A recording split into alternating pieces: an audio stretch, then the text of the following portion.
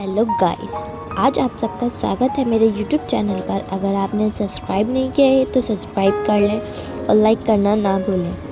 चलिए, आज आपको एक ऐसी कहानी देखने को मिलेगी और इस कहानी से आप बहुत कुछ समझेंगे और सीखेंगे। कहानी का नाम है एक अनोखी दोस्ती। सुबह का वक्त था, एक नया दिन, एक नई कहानी। जंगल में हर चीज़ अपने रास्ते पर थी, पेड़, पत्ते, हवा और जिंदगी। ऊपर आसमान में उड़ता एक सफ़ेद कबूतर, नाम था उसका सिम्बा। और पेड़ों के बीच घूमती एक चुलबुली गिलहरी जिसका नाम था स्वीटी। एक दिन दोनों की टकरार हो गई, एक दिन एक अंजीर के टुकड़े पर। सिम्बा गुस्सा करते हुए बोला, ये मेरी नज़र में पहले आया था। स्वीटी ने टांग खींचते हुए कहा, अच्छा, आसमान वाले का काम होता है देखना तो, लेकिन ज़मीन पे पहले मैं पहुंची हूँ। और बस टकरार से शुरुआत हुई एक नई दोस्ती की।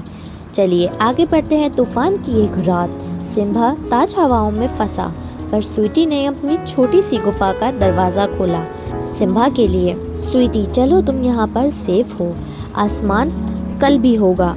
उस रात दोस्ती के बीज बो दिए गए। जंगल में एक नई मेहमान आई थी, एक चालाक, इतनी चालाकी से भरी हुई लोमड़ी।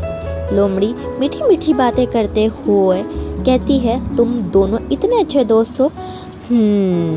ये सच सिर्फ और सिर्फ एक ड्रामा है। उसने फितना डालना, गलतफहमियां पैदा कर दी। एक दिन कबूतर की एक चीज़ चोरी हो गई और इल्ज़ाम लगा स्वीटी पर। सिम्बा, मुझे लगा तुम पर भरोसा कर सकता हूँ, पर तुम भी सब जैसी निकली। स्वीटी, रूखी सांस, आंखों में आंसू। तो दोस्ती इतनी कमज़ोर थी हमारी। नज़र मिलाए बिना स्वीटी जंगल को छोड़कर चली गई और सिम्बा ने उड़ना छोड़ दिया। स्वीटी ने देखा लोमड़ी जंगल के बच्चों को अपने जाल में फंसा रही है। स्वीटी छोटी थी लेकिन हिम्मत बड़ी। उसने चीख कर सबको बुलाया। सब लोमड़ी ने उसे पकड़ लिया। स्वीटी ते हुए भी हिम्मत से बोली, मैं अकेली सही पर सच्चाई के साथ हूँ। सिम्बा को सब पता चला और वो अपने पंख लेकर बिजली की तरह छाया और एक ज़ोरदार टक्कर लोमड़ी भाग गई। जंगल ने एक सवाल की तरह उस दिन उन्हें देखा। जंगल की नई सुबह। स्वीटी थोड़ी जख्मी थी। सिम्बा ने उसे संभाला।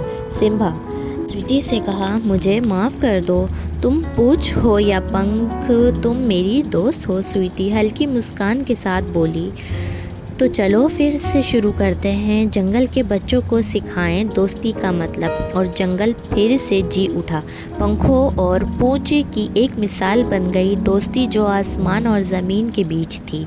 एक पंख तू, एक पूंछ मैं, साथ चलें तो सब कुछ मुमकिन है। तो हमारी कहानी यहाँ ख़त्म होती है। आप बताएं आपको ये कहानी कैसी लगी। Thank you for watching.